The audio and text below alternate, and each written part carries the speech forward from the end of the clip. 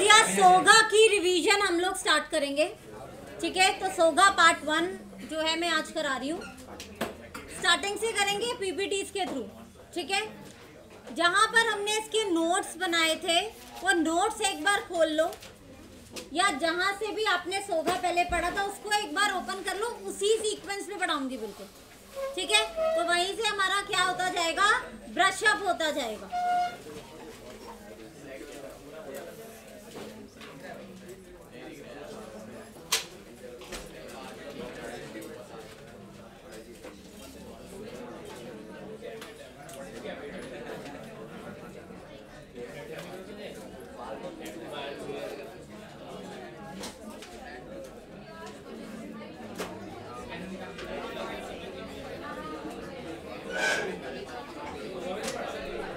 चलो जी, cell of goods act 1930, हाँ जी, कौन सा चैप्टर करने जा रहे हैं हम, सेल ऑफ गुड्स एक्ट 1930।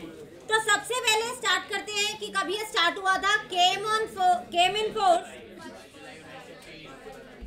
हाँ जी, कौन सी डेट है, 1 जुलाई 1930। साथ के साथ सबने बोलना है स्पेसिफिकली कीवर्ड्स, जो भी कीवर्ड्स मैं यहाँ पे अंडरलाइन करती जाऊंगी वो आप सबने क्या करना है, रिपीट करना है, ताकि वो हमारे दिमाग में क्या होता जाए, फिट होता जाए।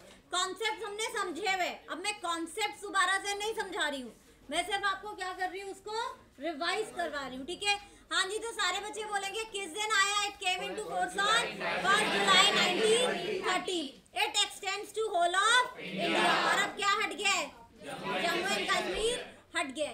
हम सेल ऑफ गुड्स पढ़ रहे हैं, यानी कि इसके आगे भी वर्ड क्या लगा है, कॉन्ट्रैक्ट। तो कॉन्ट्रैक्ट के जितने भी एसेंशियल एलिमेंट्स होंगे वो सारे के सारे यहाँ पर होंगे।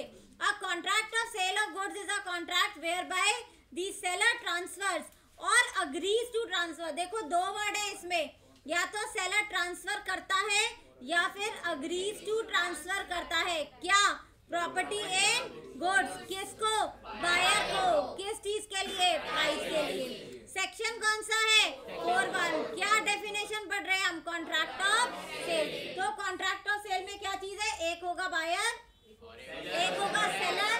क्या ट्रांसफर करेंगे, गुड्स ट्रांसफर करेंगे, या तो ट्रांसफर करेंगे या अग्री टू ट्रांसफर करेंगे। ट्रांसफर कर रहे हैं तो सेल, अग्री टू ट्रांसफर कर रहे हैं तो अग्रीमेंट टू सेल। क्या, property in goods. Property in goods का क्या मतलब है, ओनरशिप इन दी गुड्स, किसको, बायर को, किस चीज के लिए, प्राइस के लिए। तो सारे बच्चे एक बार ये डेफिनेशन बोलेंगे। अच्छा, पीछे तक विजिबल है ना स्क्रीन, हाँ जी, चलो एक बार बोलो, section 4(1). A contract of sale of goods is a contract whereby the seller transfers or agrees to transfer the property in goods to the buyer for a price। यही हमने सारे क्या पढ़े थे, असेंशियल अग्रीमेंट्स में, एलिमेंट्स में पढ़े थे। यानी कि क्या होंगी, दो पार्टीज होंगी, कौन कौन सी, सेलर और बायर। दूसरा, सेलर क्या करेगा, ट्रांसफर दी प्रॉपर्टी, यानी कि ओनरशिप ट्रांसफर करेगा। तीसरा, ये कॉन्ट्रैक्ट हमेशा सिर्फ और सिर्फ किसका होगा, गुड्स का। गुड्स के अलावा अगर आप किसी भी और चीज का कॉन्ट्रैक्ट करते हो तो वो किस में जाएगा, कॉन्ट्रैक्ट, वो आपके सोगा में नहीं आएगा, ठीक है जी। गुड्स का मतलब देखो, goods means every kind of movable property other than actionable claims and money. दो चीजें नहीं आती हैं इसमें, एक तो मनी नहीं आएगी और दूसरा क्या नहीं आएगा, एक्शनेबल क्लेम। एक्शनेबल क्लेम का क्या मतलब था, कोर्ट की कोई डिक्री हो गई, कोर्ट का कोई ऑर्डर हो गया, आपके प्रॉमिसरी नोट हो गए, बिल्स ऑफ एक्सचेंज हो गए, ये सारे क्या है, गुड्स की डेफिनेशन में नहीं आते हैं। और क्या क्या चीजें इसमें इंक्लूड होती हैं, stock and shares, crops, grass and things attached to or forming part of the land which can be severed before sale। यानी कि आपने जैसे पेड़ बेचे, अभी पेड़ खड़े हुए हैं, तो क्या है, things attach to earth but can be severed before sale, यानी कि बेचने से पहले क्या किए जा सकते हैं, काटे जा सकते हैं, धरती से अलग किए जा सकते हैं। तो गुड्स की डेफिनेशन में सबसे पहले आएगा सारी मूवेबल प्रॉपर्टी। मूवेबल प्रॉपर्टी में क्या क्या इंक्लूड है, हाँ जी, पहला स्टॉक एंड शेयर, दूसरा ग्रोइंग क्रॉप, तीसरा ग्रास, चौथा things attached and forming part of land. क्या क्या दो चीजें इंक्लूड नहीं है बताओ?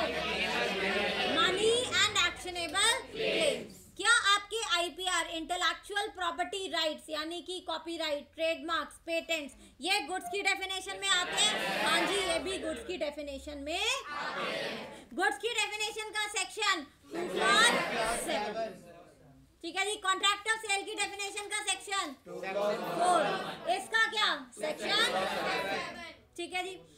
फिर next essential element, the transfer of property in the goods from seller to buyer is for consideration known as price. क्या होना जरूरी है? प्राइस होना जरूरी है। बिना प्राइस के कोई भी कॉन्ट्रैक्ट ऑफ सेल नहीं होगा।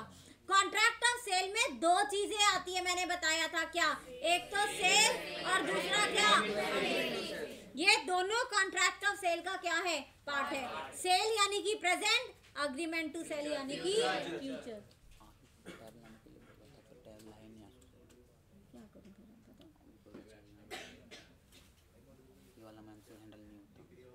नहीं ये यहाँ पे लगा के देखो, पता नहीं होगा, उनको दिक्कत हो जाएगी। उनको बोलो फिर ये यूज करो। फिर क्या रहेंगे? All essential elements of contract. इसमें सारे क्या रहेंगे? जो भी कॉन्ट्रैक्ट के असेंशियल एलिमेंट्स है वो सारे के सारे इसमें रहेंगे। हाँ जी, मॉड्यूल के अंदर लिखा है कि डिक्री ऑफ कोड भी गुड कंसीडर्ड होता है, तो वो क्या है? नहीं, डिक्री ऑफ कोड जो है वो गुड में नहीं आता। डिक्री ऑफ कोड जिसमें आप कोई भी क्लेम ले रहे हो वो गुड्स की डेफिनेशन में नहीं है। अगर सपोज करो आपको सिर्फ कोई प्रॉपर्टी आपके नाम, प्रॉपर्टी कह रही हूँ सॉरी, कोई आपके क्लेम आपके नाम पे दिया जा रहा है कि आप सिर्फ इतना लिखा है कि आप इतने पैसे से क्लेम कर सकते हो, वो अलग चीज है। लेकिन बाकी कोई भी और डिक्री ऑफ कोर्ट जो है वो ये नहीं कि अगर सपोज करो तुम्हें कोर्ट ने ऑर्डर दिया कि तुम मेरा ये वाला मकान ले सकते हो, तो तुम उस कोर्ट के ऑर्डर के अगेंस्ट उस प्रॉपर्टी को जो है वो गिरवी रख रहे हो। वो चीजें जो है डिक्री ऑफ कोर्ट वो गुड्स में नहीं आएंगी, ठीक है। हाँ जी, नेक्स्ट इसमें क्या है? आपका कॉन्ट्रैक्ट ऑफ सेल कैसा हो सकता है? Absolutely and conditional. What do you mean bye conditional? Condition लगा सकते हो जी, जब सामान पहुंच जाएगा आप क्या करोगे? पैसे तब दोगे। अच्छा जी ठीक है, आपको दिवाली के इतने दिन के बाद ये सामान बेचा जाएगा, यानी कि कोई भी इफ एंड बट आप लगाते हो तो वो क्या हो जाती है? वो कंडीशनल सेल हो जाती है। हाँ जी, definition of goods, definition of contract of sale and elements of contract of sale, ये क्लियर है? 7 एलिमेंट्स है हमारे। आगे बढ़े, चलो जी। नेक्स्ट आता है what do you mean by buyer? Buyer कौन है? Who buys or agrees to buy goods. Seller कौन है? Who sells or agrees to sell goods. Price का क्या मतलब है? Money consideration for a sale of goods. Price अभी हमने पढ़ेंगे आगे जाके कि प्राइस हम कैसे इवैल्यूएट करते हैं। हाँ जी, फिर हमने क्या पढ़े थे? टाइप्स ऑफ गुड्स पढ़े थे। 3 तरीके के गुड्स पढ़े थे, एग्जिस्टिंग एंड कंटीजेंट। सबसे पहले आते हैं एग्जिस्टिंग गुड्स। एग्जिस्टिंग गुड्स का क्या मतलब है? कहीं ना कहीं कोई ना कोई तो है, कितना ही अनदेखा कितना ही अनजाना हो मगर कहीं तो है। वो क्या है? हमारे एग्जिस्टिंग गुड्स है। बायर के पास पड़े हैं, बायर के दोस्त के पास पड़े हैं, सेलर के पास पड़े हैं, दुनिया में कहीं पर भी पड़े हैं बट है, वजूद है उनका, तो वो कैसे गुड्स है? हमारे existing goods. Are such goods as are owned or possessed by the seller at the time of making of contract। यानी कि सेलर को, बेचने वाले को पता है कि भैया ये मेरा सामान है और ये मैं बेच रहा हूँ। अभी ऐसा नहीं हो फ्यूचर में घूम रहा है मैं बनाऊंगा, मैं करूंगा तब बेचूंगा, नहीं, एग्जिस्टिंग गुड्स उसके पास है, यानी कि वो ने क्या करता है? ओन करता है। ठीक है जी, बात समझ में आती है। फिर इसमें हमने 3 तरीके के गुड्स पढ़े थे, specific, uncertain and ascertain goods. इसमें मैंने तुम्हें गाड़ियों वाला एग्जांपल दिया था, याद है? मैंने कहा था तुम्हें एक वाइट गाड़ी खरीदनी है, कौन सी खरीदे हम? नहीं, वाइट गाड़ी का ब्रांड बताओ ना, कोई कौन सी गाड़ी खरीदने जा रहे हो? चलो जी, एंडेवर खरीदने जा रहे हो, वाइट एंडेवर खरीदनी है तुमको, ठीक है। अब वाइट एंडेवर वो तुम्हारी क्या है? Specific goods. स्पेसिफिक गुड्स यानी कि these are the goods which are actually identified and agreed by the parties at the time of contract। 3 बार ये वर्ड बोलोगे, identified and agreed by the parties. बोलो सारे,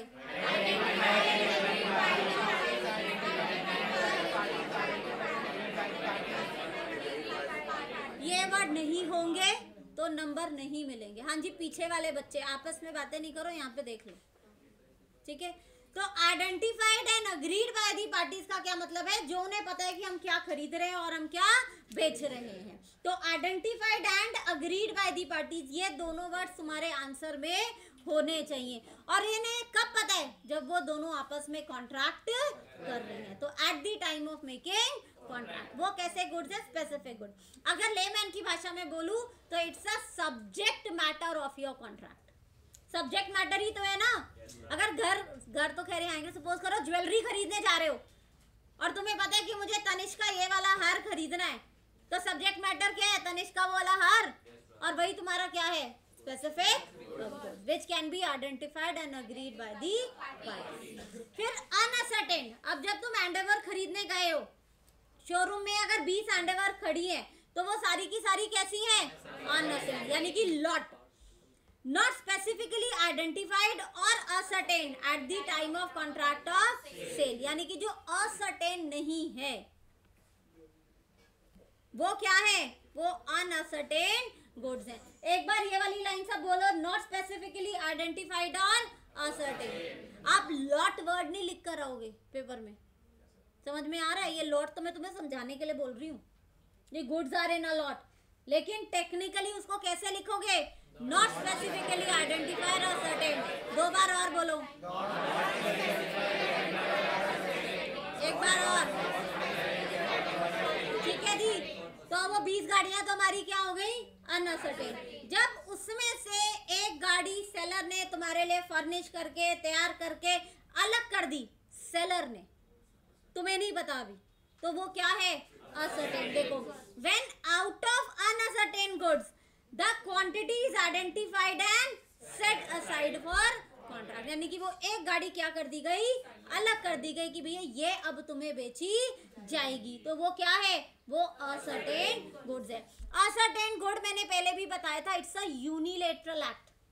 इसे सिर्फ और सिर्फ कौन करेगा? सेलर करेगा, बायर का इसमें कोई भी रोल नहीं है। इसी के बाद मैंने तुम्हें एक वर्ड बताया था, एप्रोप्रिएशन, याद है? एप्रोप्रिएशन का मतलब है कि अब सेलर ने बायर को भी बता दिया और तब हमारी प्रॉपर्टी क्या होती है? पास ऑन होती है। असर्टेन के ये वाली लाइंस बोलो, व्हेन आउट ऑफ, बोलो ये वाली लाइन बोलो, when out of uncertain goods the quantity is identified and set aside for contract. तो ये लिखना जरूरी है, आउट ऑफ अनअसर्टेन गुड्स और क्वांटिटी क्या रखी जाएगी? Set aside. तीनों लिख लोगे पेपर में। स्पेसिफिक गुड्स, तीनों दोबारा बोलो एक बार, कौन कौन से गुड्स है? Specific goods, uncertain goods and ascertain goods. ठीक है, किसकी कैटेगरी है ये? Existing good. एग्जिस्टिंग गुड्स कौन से? जो owned and possessed by a seller. भैया कहीं पर भी है दुनिया में मगर है। ठीक है जी। नेक्स्ट कैटेगरी हमारी कौन सी आती है? Future goods. नाम ही क्या है भैया? अभी नहीं है, अभी तो इस दुनिया में ही नहीं है, अभी तो आएगा। जैसे 2 दोस्त आपस में कह रहे हैं जब मेरी शादी होगी और मेरा बेटा होगा, और जब तेरी शादी होगी और तेरी बेटी होगी तो उनकी शादी करेंगे। ठीक है जी। तो कैसी बात हो रही है? फ्यूचर की। ठीक है, तो मीन्स गुड्स टू बी, ये देखो इसमें कीवर्ड क्या है? To be manufactured or produced or acquired by the seller after making the contract of sale. इसमें कॉन्ट्रैक्ट पहले होगा और गुड्स एग्जिस्टेंस में बाद में आएंगे। जैसे आज तो बीज डाले हैं खेत में और कॉन्ट्रैक्ट कर लिया कि भैया 3 महीने बाद जो फसल उगेगी वो तुम्हें बेचूंगा, तो कॉन्ट्रैक्ट तो पहले हो गया, फसल कब आएगी एग्जिस्टेंस में? 3 महीने बाद। तो वहां पे बिफोर मेकिंग द कॉन्ट्रैक्ट था और यहाँ पे क्या है? After making of the contract से। तो ये वर्ड्स लिखते वक्त क्या रखने हैं? ध्यान रखने हैं। एक बार फ्यूचर गुड्स की डेफिनेशन भी बोलो, सबसे इंपॉर्टेंट क्या है? To be manufactured or produced or acquired by seller after making of contract of sale. ठीक है जी। तीसरे तरीके की good contingent. What do you mean by contingency? हो भी सकता है और नहीं भी हो सकता। अब कंटीजेंट गुड्स कीवर्ड्स बच्चे ऐसे नहीं है कि एग्जिस्टेंस में नहीं है, हैं, लेकिन मुझे मिलेंगे नहीं मिलेंगे वो मुझे नहीं पता है। यानी कि ओनरशिप क्या है उसकी, अनसर्टेन है। यानी कि सेलर को, जैसे मैंने तुम्हें एक एग्जांपल कराया था कि ए ने बी को कहा कि भाई मैं तुम्हें ये रेड कार बेचूंगा अगर ये रेड कार मुझे सी ने बेची तो रेड कार तो है, मगर ए तो तभी बेचेगा ना जब उसे कौन बेचेगा, सी बेचेगा। तो ए की जो एक्विजिशन है इस गुड के लिए, उसमें क्या है, कंटीजेंसी है, क्योंकि सी उसे बेच भी सकता है और सी उसे नहीं भी बेच सकता है। तो इसमें कंफ्यूज नहीं होना है कि कंटीजेंट गुड्स जो है वो फ्यूचर गुड्स हैं। कंटीजेंट गुड्स एग्जिस्टिंग है, बट मिलेंगे या नहीं मिलेंगे उसका हमें पता नहीं है। देखो, the acquisition of goods bye the seller depends on uncertain contingency. ये जो एक्विजिशन है ना और ये अनसर्टेन कंटीजेंसी, ये इसके क्या हैं, कीवर्ड्स हैं। 3 बार ये लाइन भी बोलो फटाफट। The acquisition of goods by the seller depends upon the uncertain contingency. एक बार और।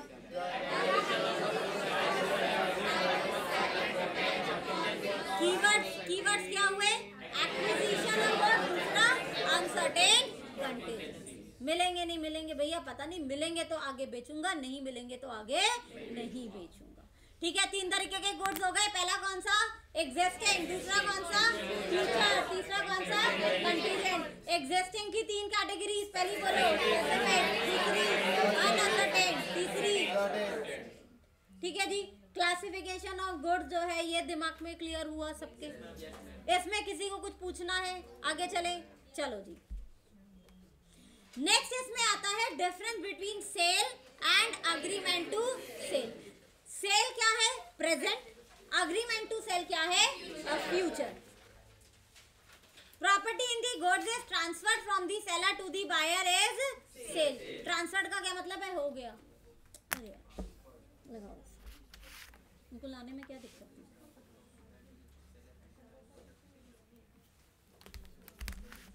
इसका पहने या इसका पहने,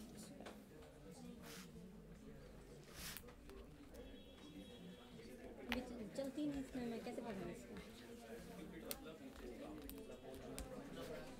या तो उसकी लीड बदल दो।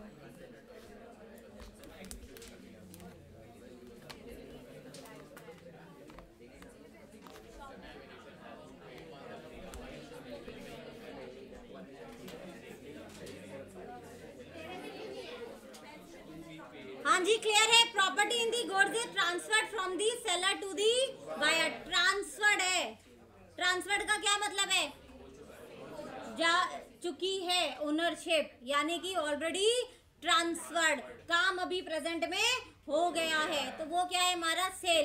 और अग्रीमेंट टू सेल क्या है, transfer of the property in the goods is to be taken place at some future date or after fulfillment of some condition। वो क्या है, अग्रीमेंट टू सेल। तो ऊपर वाले में कीवर्ड क्या है, ट्रांसफर्ड, दूसरे वाले में क्या है, ठीक है जी। एक बार नीचे वाली लाइन सारे बच्चे पढ़ेंगे। Transfer of the property in the goods is to be taken place at some future date. हाँ जी, क्लियर है। अब बीच में लाइन डाल के क्या करेंगे, इनके डिफरेंसेस पढ़ेंगे, एक तरफ सेल और दूसरी तरफ अग्रीमेंट टू सेल। आ जाओ, देखो जी, सेल की जब हम बात करते हैं तो सेल हम क्या कहते हैं, ये कैसा राइट क्रिएट करता है,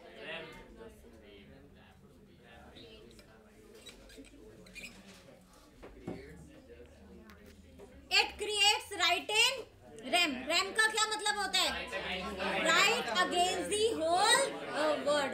भैया जो सामान मेरा है उसको अगर किसी ने हाथ लगाया तो हाथ काट के रख दूंगी, है ना, ये वाला एटीट्यूड है। क्यों, क्योंकि गुड्स की प्रॉपर्टी ऑलरेडी क्या हो चुकी है, ट्रांसफर हो चुकी है, सामान बायर का हो चुका है। सेल में ओनरशिप किसके पास है, बायर के पास। अग्रीमेंट टू सेल में ओनरशिप किसके पास है, सेलर के पास। तो जो मालिक सब कुछ उसका, नफा भी उसका, नुकसान भी उसका। तो सेल में सब कुछ किसका, बायर का। अग्रीमेंट टू सेल में सब कुछ किसका, सेलर का। ठीक है। ठीक है जी। तो it creates right and rem against the whole world. भैया ना कोई तुमसे छीन सकता है, ना कोई लेके जा सकता है, ना कोई उसको खराब कर सकता है। किसी ने किया तो तुम उसके ऊपर क्या कर सकते हो, केस फाइल कर सकते हो। और यहाँ पर क्या है, राइट एंड पर्सनल। तुम खुद सामान को हाथ नहीं लगा सकते, यानी कि बायर खुद सामान के अगेंस्ट कुछ भी नहीं कर सकता है। बायर ज्यादा से ज्यादा क्या कर सकता है, सेलर का कॉलर पकड़ सकता है, उससे लड़ सकता है, भाई तूने ऐसा क्यों किया, वैसा क्यों किया, ये तूने अच्छा नहीं किया। गुड्स के अगेंस्ट वो कुछ नहीं कर सकता, क्योंकि गुड्स का नाम आते ही सेलर क्या बोलेगा, भाई मालिक। ठीक है जी। फिर देखो, इट इज एग्जीक्यूटेड कॉन्ट्रैक्ट। अभी हमने वर्ड पढ़ा था सेल में, क्या था, transferred, ownership has been transferred. तो कैसा कॉन्ट्रैक्ट है ये, एग्जीक्यूटेड कॉन्ट्रैक्ट है, हो चुका भैया काम इसमें। और ये कैसा कॉन्ट्रैक्ट है, एग्जीक्यूटेड। फ्यूचर में जब भी कुछ काम होना होता है तो कैसे कॉन्ट्रैक्ट होते हैं, वो एग्जीक्यूटरी होते हैं। पढ़ा था ना ये, एग्जीक्यूटेड एंड एग्जीक्यूटरी, तो क्लियर है।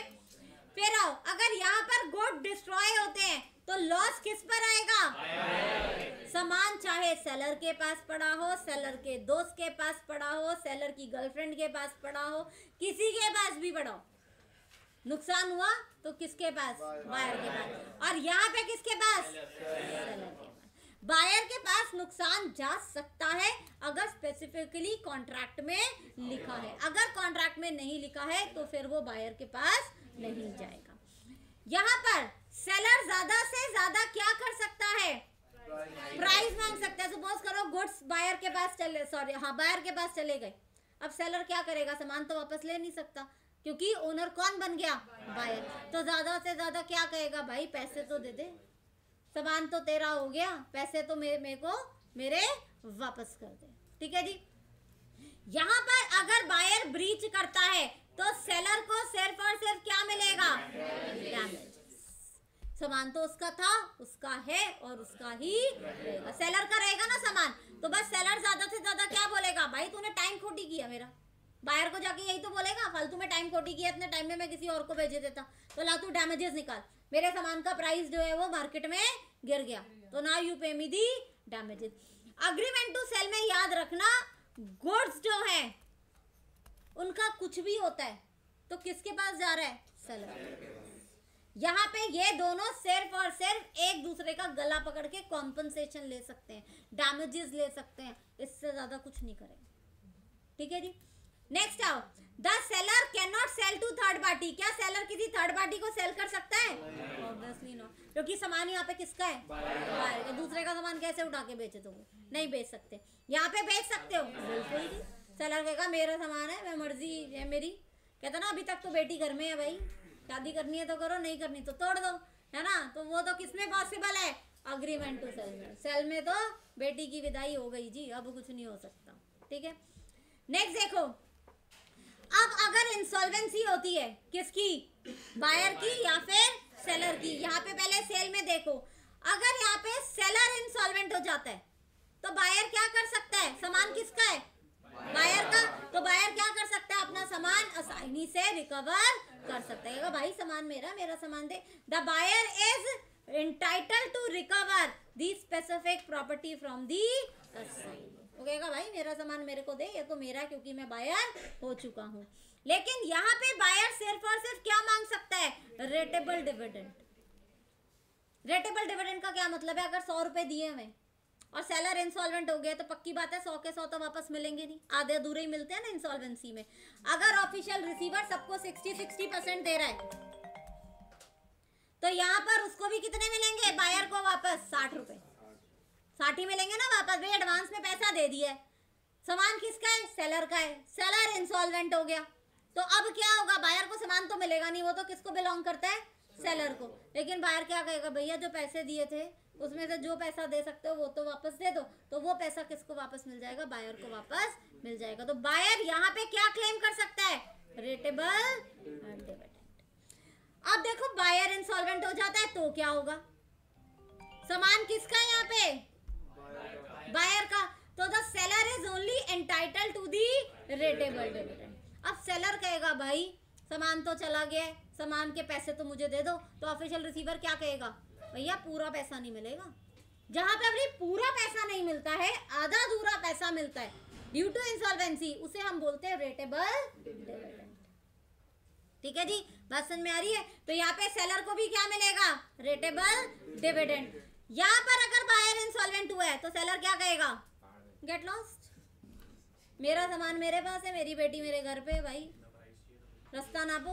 तो यहाँ पर the seller may refuse to sell the goods to the buyer, या वो कहेगा रोकड़ा रख टेबल पे और फिर सामान लेके जा, क्योंकि सामान किसका है यहाँ पे? सेलर का है। Ownership already passes to the buyer, ownership remains with the seller. हाँ जी, ये सारे पॉइंट सबको क्लियर है? क्लियर? ये याद रखना, यहाँ पे राइट टू रेम है और वहां पे क्या है? Right to rem. और यही मेन डिफरेंस है इन दोनों के बीच में। हाँ जी, any point, any doubt? Keywords बोलेंगे फटाफट। पॉइंट नंबर 1 का रैम, वहां पे पर्सोना, कैसा कॉन्ट्रैक्ट? एग्जीक्यूटेड। वो कैसा? एग्जीक्यूटरी। यहाँ पे गुड डिस्ट्रॉय हुए तो किसके पास? Loss buyer. हाँ, किसके पास? सेलर के पास। अगर सेलर ने यहाँ पे कुछ, बायर ने कुछ भी किया तो सेलर क्या लेगा? प्राइस। वहां पे क्या लेगा? सिर्फ और सिर्फ डैमेजेस। क्या सेलर किसी को सामान बेच सकता है यहाँ पे? नहीं। वहां पे बेच सकते हैं? यस। अगर सेलर का दिवाला निकलता है, सेलर इंसॉल्वेंट होता है, तो बायर क्या कर लेगा? रिकवर कर लेगा सामान को। वहां पे उसे सिर्फ और सिर्फ क्या मिलेगा? Rateable dividend. अगर बायर इंसॉल्वेंट होता है तो यहाँ पे सेलर को क्या मिलेगा? Rateable dividend. और वहां पे वो क्या बोलेगा? Get loss, refuse to sell the goods. यहाँ पे ओनरशिप पास हो चुकी है, वहां पे ओनरशिप अभी पास। ठीक है जी, sale and agreement to sale. आगे बढ़े? क्लियर है? नेक्स्ट देखो, हमने डिफरेंस पढ़ा था सेल एंड हायर परचेज में। सारे पॉइंट सेम थे, मैंने सिर्फ और सिर्फ एक पॉइंट ऑफ डिफरेंस बताया था दोनों में। सेल में टर्मिनेट करने का राइट नहीं है और यहाँ पे क्या है? राइट। यानी कि सेल में अगर तुमने कुछ इंस्टॉलमेंट के बाद इंस्टॉलमेंट्स पे नहीं की तो सेलर उठा के तुम्हारे ऊपर ब्रीच ऑफ कॉन्ट्रैक्ट का केस बना देगा। लेकिन हायर परचेज में तुमने 2 इंस्टॉलमेंट्स के बाद, 3 इंस्टॉलमेंट्स के बाद पैसा नहीं भी दिया तो भी क्या करेगा सेलर? ठीक है भाई, सामान लेके जा रहा हूं, जो तूने पैसा दिया वो फोरफिटेड, अब से तू अपने रास्ते और मैं अपने रास्ते। यही डिफरेंस है हायर परचेज में और सेल में। बाकी दोनों में फ्यूचर कॉन्ट्रैक्ट हो सकते हैं, क्योंकि एग्रीमेंट टू सेल हमने यहाँ पे भी पढ़े। दोनों में प्राइस इंस्टॉलमेंट में हो सकता है, दोनों में कंडीशनल सेल हो सकती है। बाकी तो सारे पॉइंट्स सेम है। तो इन दोनों को आइडेंटिफाई कैसे करें कि ट्रांजैक्शन सेल में है या फिर हायर परचेज में? तो एक ही डिफरेंस है, यहाँ पर कॉन्ट्रैक्ट टर्मिनेट नहीं कर सकते, किया इमीडिएटली ब्रीच ऑफ कॉन्ट्रैक्ट। और वहां पे हमेशा ऑटोमेटिकली हायर परचेज एक्ट में क्या दिया हुआ है? राइट दिया हुआ है, भैया नहीं है पैसे, तुम्हारा पैसा फोरफिट हो जाएगा, वेंडर जो है वो अपना सामान उठा के ले जाएगा और दोनों अपने अपने रास्ते पे चल पड़ो। कोई किसी के ऊपर ब्रीच ऑफ कॉन्ट्रैक्ट का केस नहीं बना। ठीक है जी, चले आगे। अब देखो नेक्स्ट इसमें था affect of goods perishing, section 6 and section 7। Remember मैंने कहा था कि अगर आपका जो सामान है वो खराब हो जाता है और कोई गलती नहीं है किसी की, फ्लो चार्ट देखो तुम्हारे उसमें बने हुए डायरी में। 7 8 है, 6 7 नहीं है। हाँ सॉरी 7 है, ठीक है। तो यहाँ पर देखो मैंने इसको 2 पार्ट में डिवाइड किया हुआ है, एक सेल में और दूसरा किसमें? अग्रीमेंट टू सेल में। फिर सेल में भी 3 पॉइंट्स हैं और अग्रीमेंट टू सेल में भी 3 पॉइंट्स हैं। हाँ जी, फ्लो चार्ट देखो पहले सारे बच्चे, नोट किया है सबने? नहीं किया है तो जो मैंने डिक्टेशन वाले नोट्स दिए हुए उसमें बना हुआ है वो फ्लो चार्ट। हाँ जी, ओपन किया सबने? 3 पॉइंट से पहले हम किस में आते हैं कि पेरिशिंग का मतलब क्या है सबसे पहले, फिर सेल में और अग्रीमेंट टू सेल में आएंगे। पेरिशिंग का मतलब सिर्फ और सिर्फ फिजिकल डिस्ट्रक्शन नहीं है। हम ये कहते हैं अगर सामान किसी भी ढंग से कमर्शियल सेंस में यूजेबल नहीं है, जैसे सीमेंट पे पानी पड़ा और सीमेंट जो है पत्थर की बन गई, तो अब वो कमर्शियली यूजेबल नहीं है। या फिर सामान चोरी हो जाए, वो भी पेरिशिंग में आएगा। या फिर गवर्नमेंट ने एक्वायर कर लिया, सीज कर लिया, अपने पास रख लिया, या रिक्विजिशन कर दिया तो वो भी हमारे लिए क्या है, पेरिशिंग ऑफ गुड्स है, क्योंकि सेलर तो नहीं बेच सकता ना। अब perishing of specific and ascertain goods affect the contract of sale. Obviously जो बेचना था, अगर वो सामान खराब हो जाए तो वो आपके कॉन्ट्रैक्ट ऑफ सेल को क्या करेगा, अफेक्ट करेगा। अब वो कैसे अफेक्ट करेगा वो हमें देखना है। आ जाओ जी, पहली कैटेगरी इसमें क्या थी, कॉन्ट्रैक्ट ऑफ सेल, यानी कि हम किसकी बात कर रहे हैं, सेल की। इसमें देखो मैंने 3 चीजें बताई थी। पहला पॉइंट क्या था, गुड्स कैसे होने चाहिए, स्पेसिफिक होने चाहिए। सामान कैसे खराब होना चाहिए, जिस समय कॉन्ट्रैक्ट आपने बनाया है। और तीसरा पॉइंट था without the knowledge of the seller. Example याद है, सीमेंट वाला। मैंने क्या बोला था कि सेलर ने बायर के साथ कॉन्ट्रैक्ट किया कि भाई मैं तुम्हें क्या बेचूंगा, सीमेंट बेचूंगा। अब यहाँ पर सेलर को भी नहीं पता कि भैया एक रात को पहले गोडाउन में पानी भर गया था, सीमेंट पे सारा पानी भर चुका है, पत्थर हो चुकी है। सेलर को भी नहीं पता, without his knowledge. Seller buyer को कैसा सामान बेच रहा है बताओ, जो ऑलरेडी पेरिश्ड है, बट सेलर को भी नहीं पता है। तभी तो होगा perished at the time of making contract.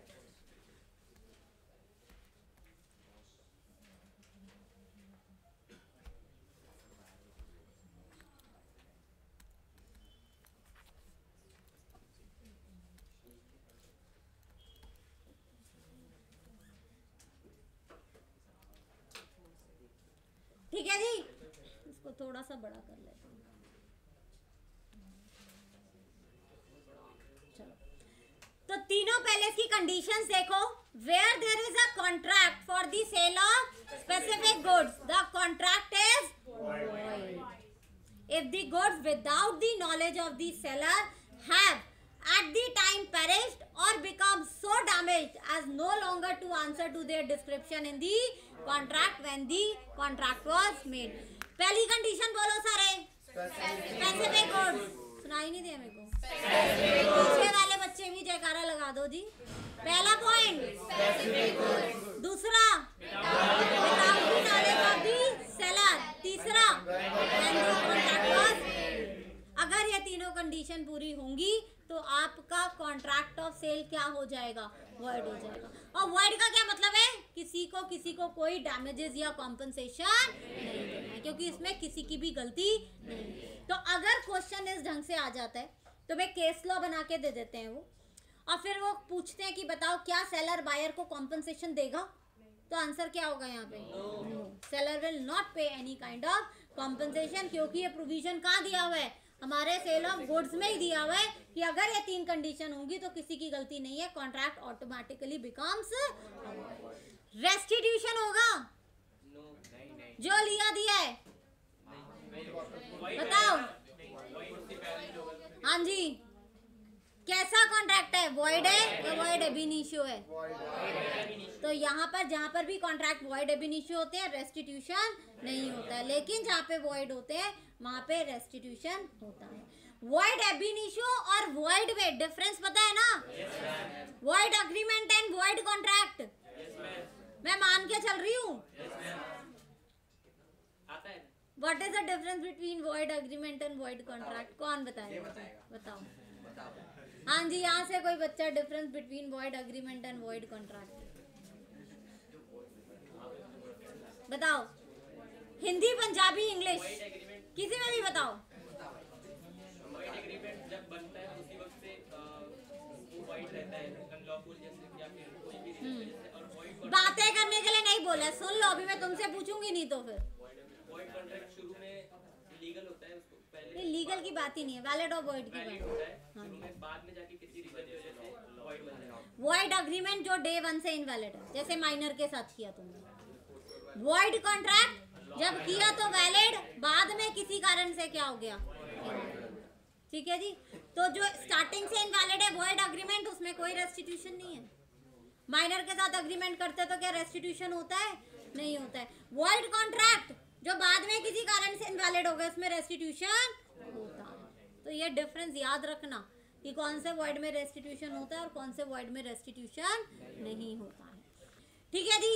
ये तो हुआ कॉन्ट्रैक्ट दूसरा point ATS, agreement to sell. अब यहाँ पे भी वही तीनों चीजें हैं, specific goods without any fault on the buyer और सेलर, और सामान कब खराब हो जाना चाहिए, आफ्टर ATS, बिफोर सेल, यानी कि before the risk passes to the buyer. Before the risk passes to the buyer का कब होता है, कब होता है रिस्क पास, जब सेल हो जाती है, तो यानी कि बिफोर सेल हो गया, और ATS के बाद ही हुआ होगा। इसमें मैंने एग्जांपल लिया था, इफ यू रिमेम्बर, घोड़े वाला, अगर तुम्हें याद है। सेलर ने बायर को क्या दिया है, हॉर्स दिया है कि भैया ये 4 दिन के बाद मैं तुझे क्या करूंगा, बेचूंगा। लेकिन ये बेचने से पहले ये घोड़ा किस पे दिया गया है, ट्रायल पे। अब एक दिन घोड़ा सही सलामत चला, अगले दिन पता नहीं, बायर की भी कोई गलती नहीं, सेलर की भी कोई गलती नहीं, और ये घोड़ा जो है ये मर गया। सामान खराब कब हुआ, after ATS but before sale. तो इसका क्रक्स ये है, इसमें कॉन्ट्रैक्ट तभी वॉइड होगा जब सामान कब खराब हुआ है, after ATS but before sale. तो देखो इसमें तीनों पॉइंट्स आ गए। पहला क्या, गुड्स कैसे होने चाहिए, specific, without any fault on the buyer of the seller, buyer और सेलर किसी की कोई भी गलती नहीं है, और सामान खराब कब हुआ हो, before the risk passes to the, यानी कि before sale, after ATS and before sale. तीनों पॉइंट सारे बच्चे एक बार बोलेंगे। पहला पॉइंट,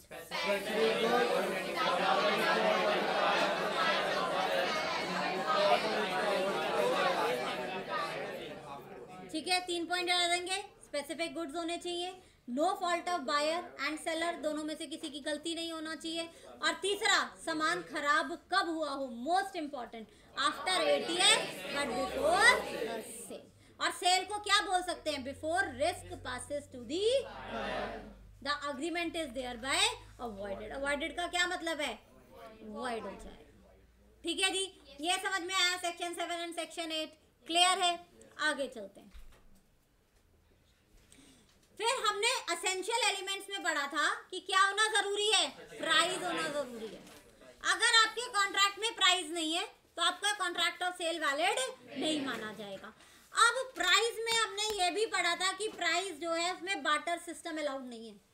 तो एक चावल बोरी दे, मैं एक चावल गेहूं दूंगा, वो अलाउड नहीं है। आपका प्राइस सिर्फ और सिर्फ किस में होना चाहिए, मनी कंसिडरेशन, पैसा होना चाहिए। हाफ बार्टर हाफ मनी, वो चलेगा, वो चलेगा।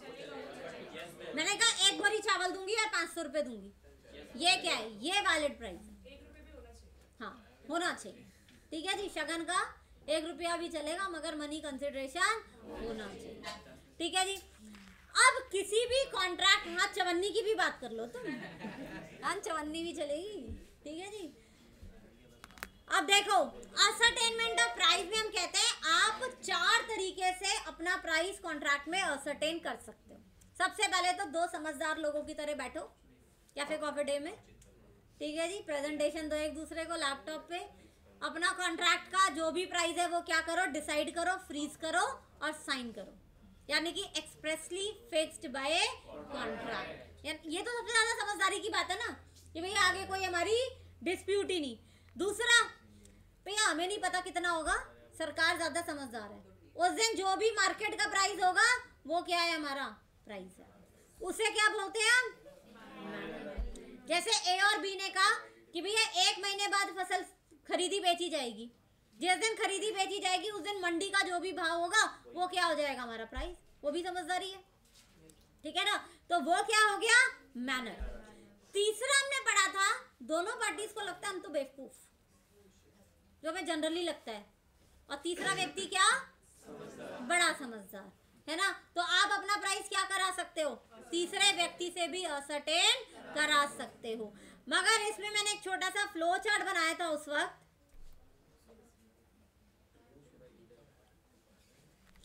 असर्टेन बाय थर्ड पार्टी में। देखो आपके सबके नोटबुक में एक फ्लो चार्ट बना होगा। अगर थर्ड पार्टी असर्टेन कर देती है तब तो कॉन्ट्रैक्ट क्या है, वैलिड है। बट अगर वो नहीं करती है तो फिर वो क्या है, वॉइड है। और तीसरा, किसी एक पार्टी ने धमकाया उसे, भाई देख प्राइस असर्टेन मत करियो वरना तू भगवान को प्यारा, यानी कि फोर्स्ड बाय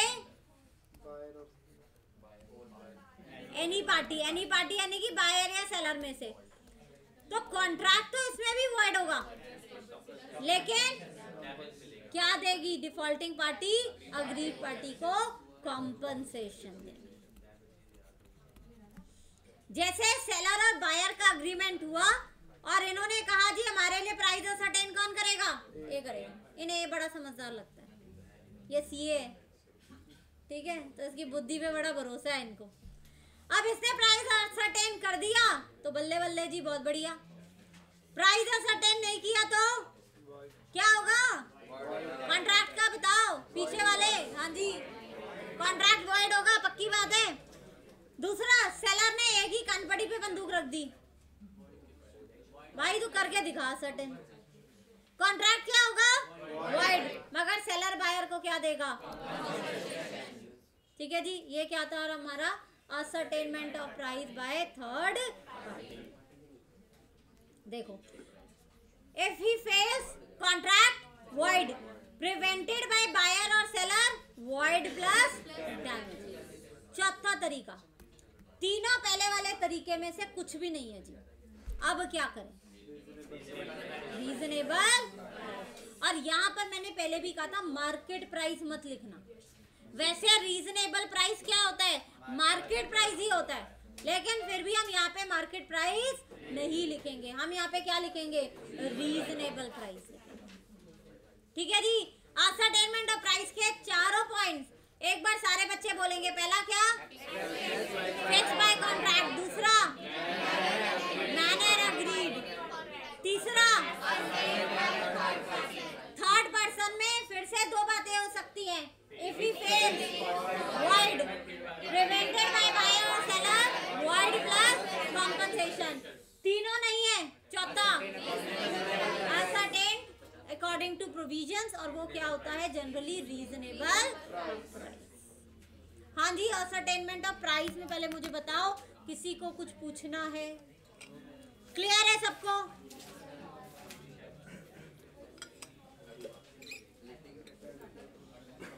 देखो, रोकना तो सबसे ज्यादा जरूरी है ना, तो उसको तो पढ़ना सबसे ज्यादा जरूरी है कि वो लिया और दिया कैसे जाएगा, ठीक है जी।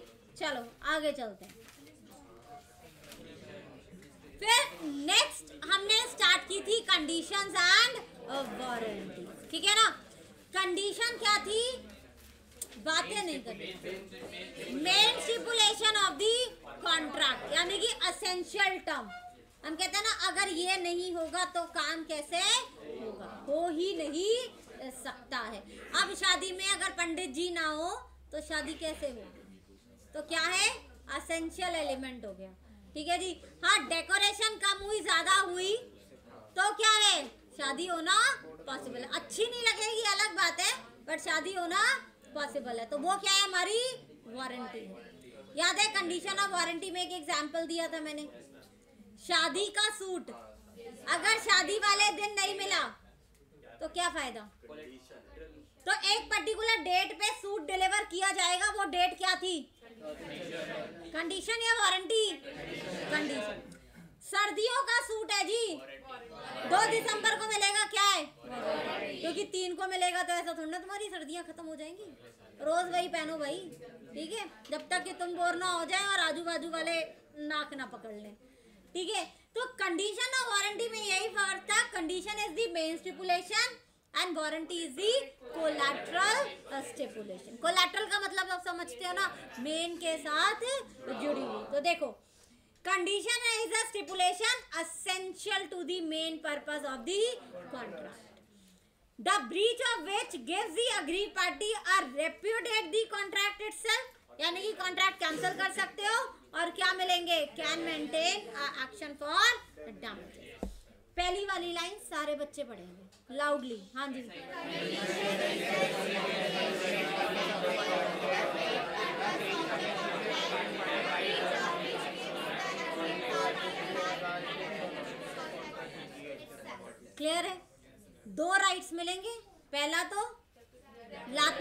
दूसरे को, और दूसरा क्या, डैमेजेस भी देना।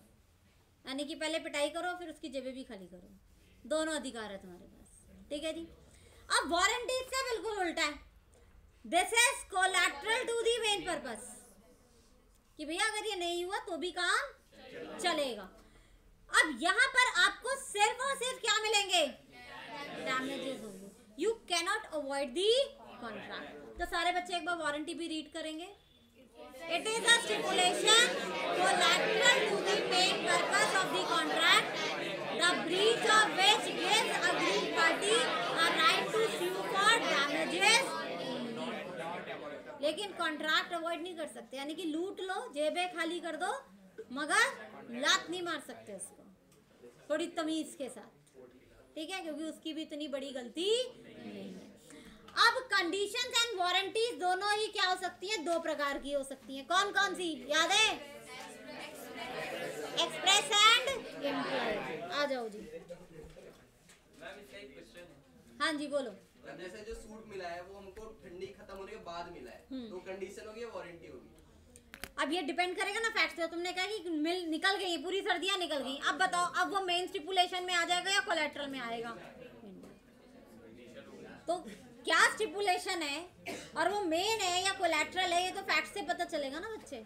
ठीक है, चलो जी अगली ठंडी में चलो जी। दोनों ही कितने तरीके की होती है, एक्सप्रेस एंड इम्प्लाइड। एक्सप्रेस का क्या मतलब है, जो आपने अपने कॉन्ट्रैक्ट में बैठे और लिखे, यानी कि बायर और सेलर आमने सामने बैठे, हाँ भाई ठीक है हम ऐसे ऐसे करेंगे, ऐसे ऐसे करेंगे, अपनी टर्म्स लिखी, वो तो क्या है, एक्सप्रेस कंडीशंस एंड वारंटीज। और जो दोनों ने आमने सामने बैठ के नहीं लिखी, ऑटोमेटिकली लॉ ने डाल दी आपके कॉन्ट्रैक्ट में कि तुम लिखो मत लिखो, तुम बोलो या मत बोलो, लेकिन मानी जाएंगी तुम्हारे कॉन्ट्रैक्ट का पार्ट। तो वो क्या है, वो हमारी इम्प्लाइड कंडीशंस है, ऑटोमेटिकली अंडरस्टूड। तो they may be either express और इम्प्लाइड। एक्सप्रेस कब है, when they are at the will of the parties inserted in the contract. और इम्प्लाइड कब है, when the law presumes their existence in the contract. ये तो मेरे ख्याल से सबको क्लियर होगा एक्सप्रेस और इम्प्लाइड क्या है। इम्प्लाइड का मतलब ये ऑटोमेटिकली अंडरस्टूड। यार इतनी समझदारी तो है ना। तो शादी के बाद जो है लड़की घर छोड़ के लड़के के घर आएगी, ऑटोमेटिकली एज्यूम्ड है। लड़की ये नहीं कह सकती नहीं कॉन्ट्रैक्ट में तो नहीं लिखा था कि मुझे घर आके रहना पड़ेगा तुम्हारे, बस ये हुआ था फेरे लेने हैं जी, वो मैंने ले लिए। लेकिन क्या बोलोगे तुम, that this is automatically presumed. ठीक है जी।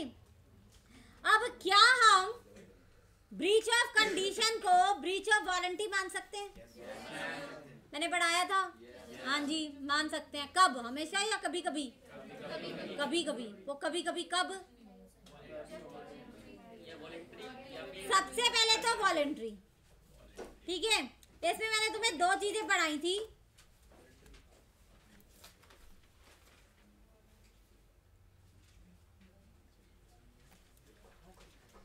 मैंने कहा था ब्रीच ऑफ कंडीशन को तो आप ब्रीच ऑफ वारंटी मान सकते हो। क्यों?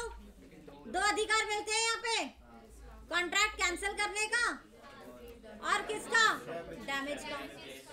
यहाँ पे कौन सा मिलता है, सिर्फ और सिर्फ डैमेजेस का। ठीक है, अपनी मर्जी से अधिकार छोड़ दो, तुम बड़े त्यागी, तुम बड़े बलिदानी, ठीक है ना, छोड़ दो अपना अधिकार। लॉ के पेट में थोड़ा ना दर्द होगा। ठीक है जी, खाली डैमेजेस ले लो। जैसे शादी का सूट आया बनके, शादी निकल गई, लेकिन तुम्हें सूट बड़ा पसंद आया तो तुमने बोला ठीक है साली की शादी में पहन लूंगा, तो सूट तुमने रख लिया। कई बार तो साली की शादी ज्यादा इंपॉर्टेंट हो जाती है ना। तो अब यहाँ पर तुमने कहा ठीक है कोई नहीं, डैमेजेस दे दे, सूट में रख लेता हूँ, तो यानी कि तुमने ब्रीच ऑफ कंडीशन को क्या ट्रीट कर लिया, ब्रीच ऑफ। बट क्या तुम ब्रीच ऑफ वारंटी को ब्रीच ऑफ कंडीशन ट्रीट कर सकते हो? तुम्हारे पास एक अधिकार है, दो कैसे ले लोगे? ठीक है जी, बात समझ में आ रही है? तुम्हारे पास मेले में एक ही कूपन है पाव भाजी का, तो दो कैसे ले लोगे? हाँ दो कूपन है तो एक लो, एक फाड़ के फेंक दो, तुम्हारी मर्जी है। लेकिन जो तुम्हारे पास है तुम उससे ज्यादा नहीं ले सकते, उससे कम लेना है वो तुम्हारी चॉइस है, तो ये आप नहीं कर सकते। ठीक है जी, आ जाओ रीड करते हैं एक बार इसको।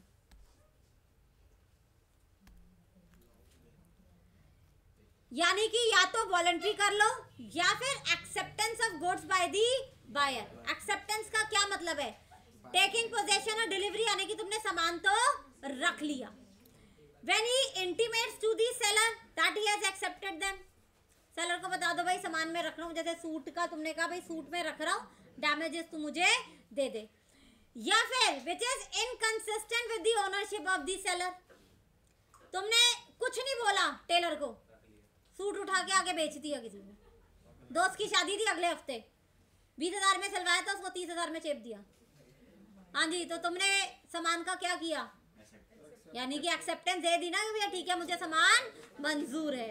या फिर after the lapse of reasonable time retains the goods, suit रख लिया, ना हाँ बोल रहे हो ना बोल रहे हो, रोज देखते हो खुश होते हो, ठीक है। तो यानी कि यहाँ पर भी क्या है, तुमने गुड्स की एक्सेप्टेंस दे दी, तो यहाँ पर ऑटोमेटिकली क्या हो जाएगा, that you have accepted the goods. और आपने क्या किया है, ब्रीच ऑफ कंडीशन को ब्रीच ऑफ वारंटी में कन्वर्ट किया। लेकर गए, एक बार बात कर लोगे आप? यार अभी नहीं कर सकते, 5 मिनट बात कर। हेलो, हाँ जी, बात समझ में आ रही है? तो यहाँ पर हम ये कहते हैं कि या तो अपने आप से छोड़ दो, या फिर तुम्हें सामान पसंद आया है तो तुमने क्या बोला है, सामान को एक्सेप्ट कर लिया। हाँ जी, ये बात समझ में आती है? तो yes, you can treat breach of condition as breach of warranty. अब हमारी क्या शुरू होती है, सारी इम्प्लाइड। अच्छा ये बताओ, क्या एक्सप्रेस कंडीशंस एंड वारंटीज आपके सिलेबस में है? हाँ जी, क्या एक्सप्रेस कंडीशन एंड वारंटीज आपके सिलेबस में है, आपको पढ़नी है?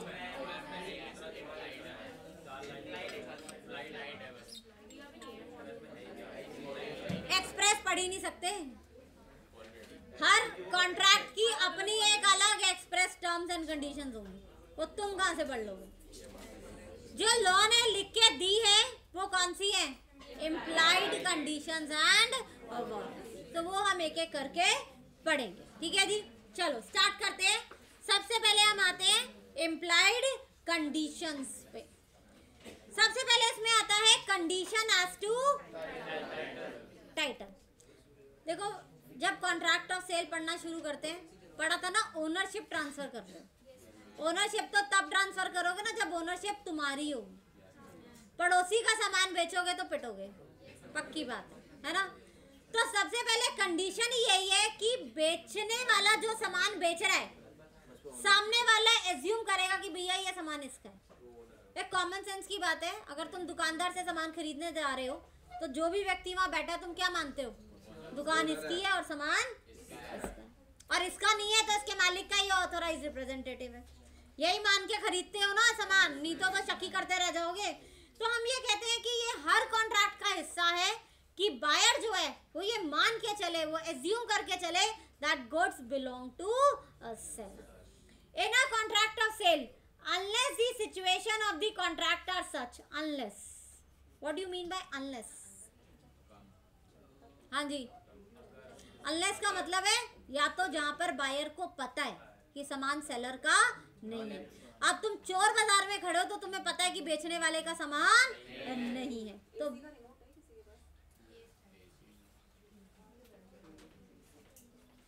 ठीक है जी। unless the situation of the contract are such as to show a different intention, there is an implied condition on the part of the seller that in case of sell he has right to sell, and in case of right to sell he will have a right to sell। दोनों में अलग अलग चीजें हैं।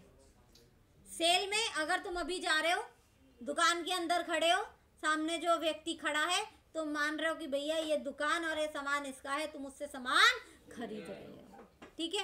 और अगर वही व्यक्ति कहता नहीं नहीं सर मैं ऑर्डर कर दूंगा आपके लिए, अब 4 दिन बाद आके ले जाना, तो वो क्या है, अग्रीमेंट टू सेल। और तुम ये मान रहे हो कि 4 दिन के बाद जो सामान आएगा वो भी इसी को बिलोंग करेगा, और जब ये मुझे बेचेगा तो ये मालिक होगा, यानी कि ये सेलर होगा और मैं बायर होगा। तो दोनों चीजें आएंगी। सेल में उसके पास क्या है, राइट टू सेल, और अग्रीमेंट टू सेल में उसके पास क्या होगा, will have the right to cell.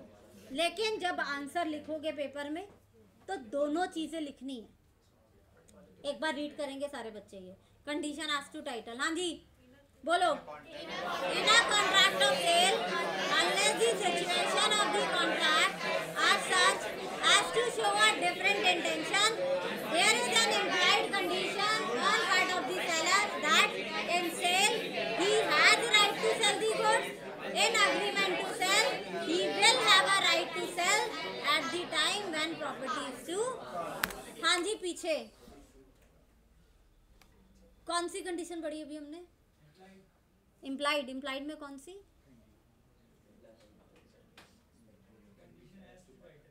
अच्छा, वो पड़ोसी बता रहा है। अच्छा, उसमें कब होना चाहिए सेलर के पास राइट?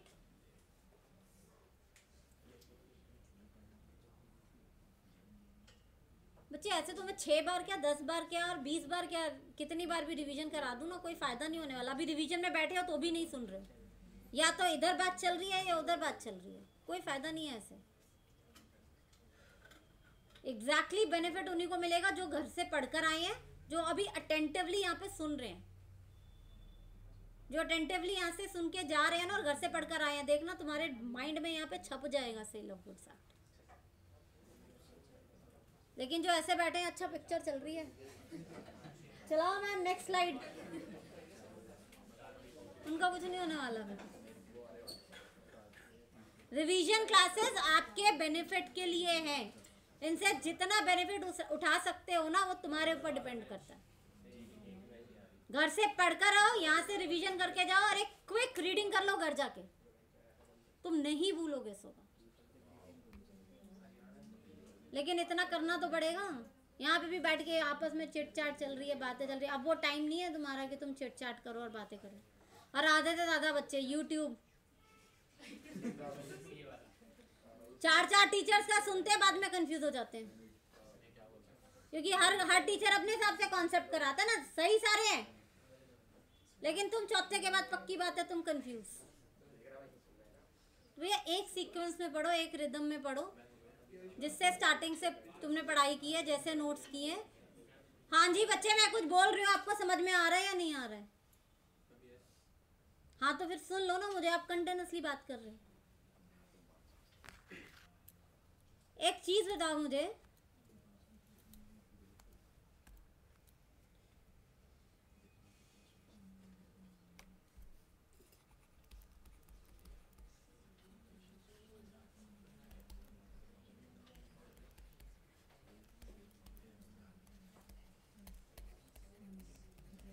ठीक है जी, ये लाइन लिखी है। अब इसी को मैं कहूं कि इसके ऊपर इसको रिवाइज कर दो तो इजी है लिखना, हो जाएगी डबलिंग।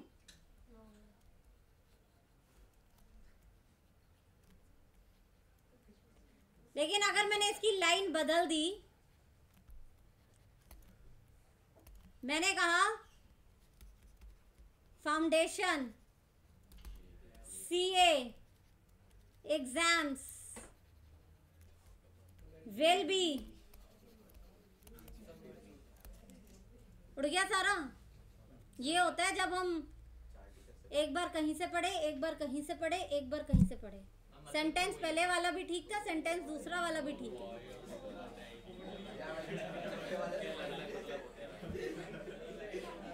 क्योंकि ये जब एग्जाम हो जाता है ना, उसके बाद बच्चे लेकर आते हैं, तब पता चलता है हम टीचर्स को कि गड़बड़ कहाँ की उन्होंने। अच्छे पढ़ने वाले इंटेलिजेंट बच्चे। सेंटेंस पहले वाला भी ठीक था, CA foundation exams is in January 25 and foundation CA exams will be in January 2025। Sentence दोनों ठीक है, मगर तुमने अलग अलग ढंग से पढ़े, तो अभी तुम्हें लॉ की उतनी जानकारी नहीं है कि तुम आइडेंटिफाई कर पाओ। इसलिए एक सीक्वेंस में एक तरीके से पढ़ो। बहुत ज़्यादा तरीके का ज्ञान इकट्ठा करोगे ना तो भी गड़बड़ हो जाएगी। इसलिए कृपया करके सुन लो, समझ लो। ये सारा कंटेंट तुम्हारे पास राइटिंग में है, इसलिए कह रही हूँ। थोड़ा कंटेंट कहीं से पढ़ोगे या इधर की मैराथन ले ली, उधर की मैराथन ले ली, एंड में हाथ कुछ नहीं लगेगा कंफ्यूजन के सिवाय। इसलिए प्लीज़ अटेंटिवली बैठो और सुनो। तुम्हारे पास है ये सारा लिखा हुआ सेम सीक्वेंस में। ये पीपीटीज भी सारी तुम्हें जो है आज घर जाके नोट कर लेना, या यहाँ पे जो इन बच्चों को पिक्स लेनी है वो ले लो, जो भी कर लो। इतना पका पकाया मिल रहा है, लेकिन उसको प्लेट तक आ गया, उठा के खा तो लो भाई। उसमें भी पीछे बातें चल रही हैं। चलो जी नेक्स्ट कंडीशन पे आते हैं। Condition in a sale by description. Condition in a sale by description, what do you mean by description? यानी कि जो डिस्क्राइब्ड है। डिस्क्रिप्शन का मतलब होता है जो बताया गया है। तो हम ये कहते हैं भैया सेलर की जिम्मेदारी है जो वो बता रहा है सामान बिल्कुल वैसा ही है। ये नहीं कि जी लड़की के लिए बताया गया कि जी बड़ी गुणवान है, सुबह 5 बजे उठती है, बड़ी सुशील है, और जब शादी हुई तो 12 बजे सो के उठती है, उठते ही पहले चिल्लाती है, 2-4 घर का सामान तोड़ती है। ठीक है, तो क्या हो गया? डिस्क्रिप्शन से ऑपोजिट। तो हम कहते हैं सेलर ने जो कुछ बताया बिल्कुल वैसा ही होना चाहिए। In sale by description there is an implied condition that the goods shall correspond with the description. Keywords क्या है तुम्हारे? Goods shall correspond with description. 3 बार बोलेंगे सारे बच्चे। एक बार और, एक बार और। This means if you contract to sell peas, you cannot oblige the party to take peas. मटर दिखा के बीन्स नहीं बेच सकते हो। Hence, if the description of the article tendered is different, then the buyer may not buy the buyer मना कर देगा, भाई मैं ये नहीं खरीदूंगा। ठीक है जी, कंडीशन है ना सेल बाय डिस्क्रिप्शन, सबको क्लियर है? आगे चले। नेक्स्ट इसमें आता है कंडीशन ना सेल बाय सैंपल, जो दिखाया वैसा ही हो। अब ये नहीं जी लड़की दूसरी दिखाई, मंडप में घूंघट में किसी और को बिठा दिया, ठीक है, तो ये भी नहीं चलेगा।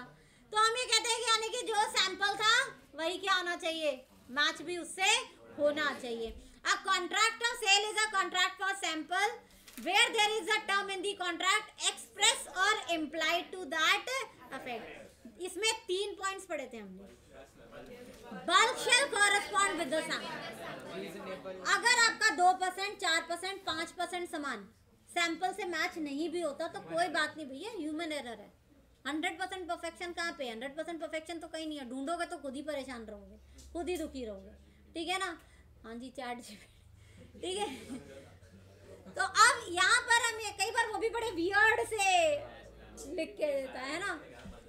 चलो जी, तो बल्क शेल कॉरेस्पॉन्ड यानी कि आपका 80%, 90% सामान अगर आपका सैंपल से मैच कर रहा है तो फिर आपके पास कॉन्ट्रैक्ट कैंसिल करने का अधिकार नहीं आता है। दूसरा, the buyer shall have a reasonable opportunity of comparing the bulk with the sample. यानी कि मैंने याद करो एक एग्जांपल दिया था कि सेलर बायर जो है वो सेलर के पास आया, जी मुझे ऑयल खरीदना है, और नीचे ही वहाँ पे 2 सीढ़ियाँ उतर के जो है वो ड्रम्स पड़े हुए हैं ऑयल के। सेलर ने बोला भाई साहब चेक कर लो, यही पैक होंगे, और बायर 150 किलो के। अरे सर जी ठीक है, जो है ना मैंने यहीं से झांक लिया है, देख लिया है, आप करो पैक। और जब बाद में आया तो चिल्ला रहे ये तो सैंपल से मैच नहीं होते। तो क्या बोलेगा सेलर? भाई साहब वही है जो ड्रम में था। अब आपने जितना झांक के देखा ना, जितना आपको दिखा उतना ही आपको उसमें भी दिख रहा है। तो यानी कि अगर बायर के पास रीजनेबल अपॉर्चुनिटी टू इंस्पेक्ट थी और वो उसके लिए रेडी था तो बाद में कॉन्ट्रैक्ट अवॉइड नहीं कर सकता। हाँ, अगर उसके पास रीजनेबल अपॉर्चुनिटी टू इंस्पेक्ट नहीं था, जैसे सेलर ने कहा लाल गाड़ी है जी, पिछले साल का मॉडल है, एकदम झकास है गाड़ी, और जब आई पीछे का बम्पर ठोका हुआ, ठीक है, अंदर की सीट्स फटी हुई, 1 साल नहीं 4 साल पुरानी गाड़ी, तो क्या वो सैंपल से मतलब मैच हो रही है? नहीं, फोटो दिखाई थी सिर्फ, लेकिन क्या बायर को रीजनेबल अपॉर्चुनिटी टू इंस्पेक्ट मिला? नहीं, क्योंकि गाड़ी तो दूसरे स्टेट में थी। तो यहाँ पर क्या कह सकता है बायर? भैया सैंपल से तुम्हारा सामान मैच नहीं हो रहा है। ठीक है जी। That the goods shall be free from any defects. Defects में मैंने तुम्हें लेटेंट डिफेक्ट बताया था, रिमेंबर? यानी कि rendering them unmerchantable. Rendering them अनमर्केंटेबल का क्या मतलब है? यानी कि अब वो किसी काम के नहीं है, खरीदे और बेचे जा नहीं सकते। इसमें मैंने तुम्हें मिक्सर ग्राइंडर का एग्जांपल दिया था जी। आपने मिक्सर ग्राइंडर खरीदा, जार चेक किए टूटे तो नहीं है, तार देखा कटा हुआ तो नहीं है, एक बार जो है उसको चलवा के भी देख लिया, घर लाए, चटनी का सामान डाला, 1 बार चली, 2 बार चली और ब्लास्ट, जब सेलर के पास गया बायर, तो सेलर ने कहा आपने तो बिल्कुल चेक किया था, रीजनेबल अपॉर्चुनिटी टू इंस्पेक्ट थी आपके पास, जो मैंने मशीन दिखाई आपको वही आपको दी, लेकिन उस मशीन में कैसा डिफेक्ट था? लेटेंट, जो कि इस्तेमाल करने के बाद ही पता चलेगा। तो लेटेंट डिफेक्ट के लिए हमेशा कौन लायबल होता है? सेलर लायबल होता है। ठीक है जी, ये तीनों पॉइंट्स एक बार सारे बच्चे बोलेंगे। कंडीशन है ना सेल बाय सैंपल में पहला क्या? First shall correspond with the sample. दूसरा, buyer shall have a reasonable opportunity of comparing the bulk with the sample.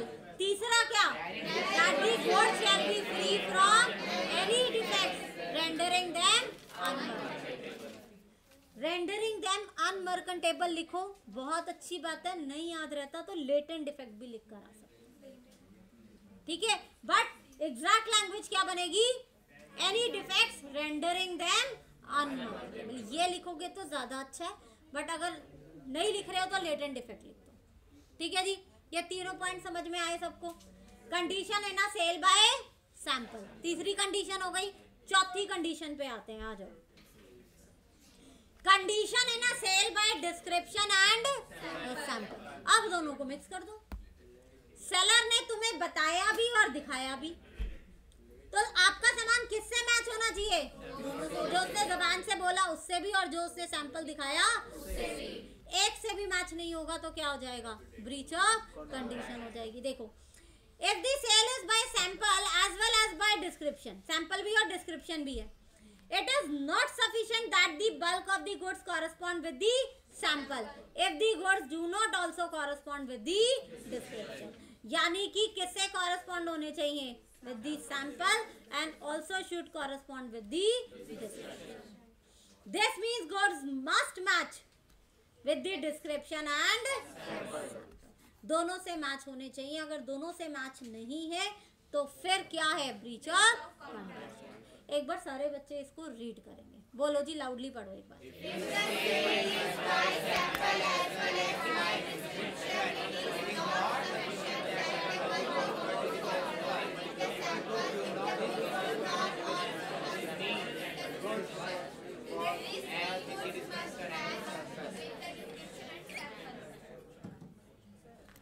Keyword क्या है?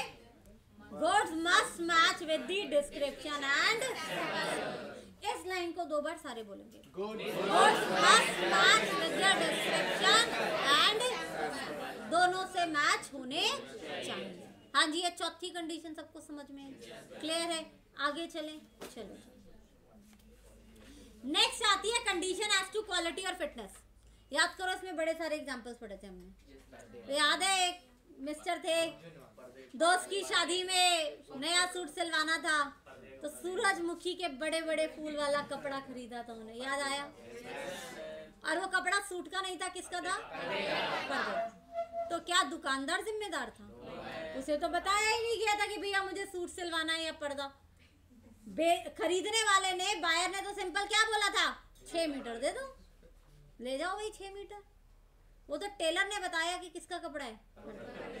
तो कौन सा सामान बायर की रिक्वायरमेंट पूरी कर रहा है, कौन सा सामान बायर के पर्पस में फिट हो रहा है, वो कौन डिसाइड करेगा? बायर। सेलर को थोड़ी ना सपने आएंगे, अंतर्यामी थोड़ी ना वो कोई बाबा थोड़ी ना, जा बेटा चीनी खा लियो तेरी मनोकामना पूर्ण, है ना। तो हम कहते हैं यहाँ पे तो बायर को ही अवेयर रहना पड़ेगा। इसीलिए condition as to quality and fitness में क्या है? Caveat emptor, let the buyer, ये बायर जाने की भैया उसको क्या चाहिए। सेलर सिर्फ तभी लायबल है या तो उसने क्वालिटी में सामान खराब बेचा है, या फिर बायर ने उसको क्या बताया था? अपना पर्पस बताया था और उस पर विश्वास किया और उस पर भरोसा किया। देखो, normally in a contract of sale there is no implied condition as to quality or fitness. No implied condition as to quality or fitness का क्या मतलब है? भाई ये कंडीशन है ही नहीं, सेलर लायबल है ही नहीं। कौन लायबल है? बायर लायबल है। बायर टेस्ट करे कि उसको क्या चीज उसको सेटिस्फाई करेगी, क्या उसके लिए सूटेबल है और क्या उसके लिए सूटेबल। तो इसीलिए हमने इसमें क्या पढ़ा था? Let the buyer beware, caveat emptor. लेकिन इसमें एक कंडीशन ऐसी थी जिसमें हमने पढ़ा था कि सेलर लायबल होगा, वो कब था? Seller is liable if buyer disclose the purposes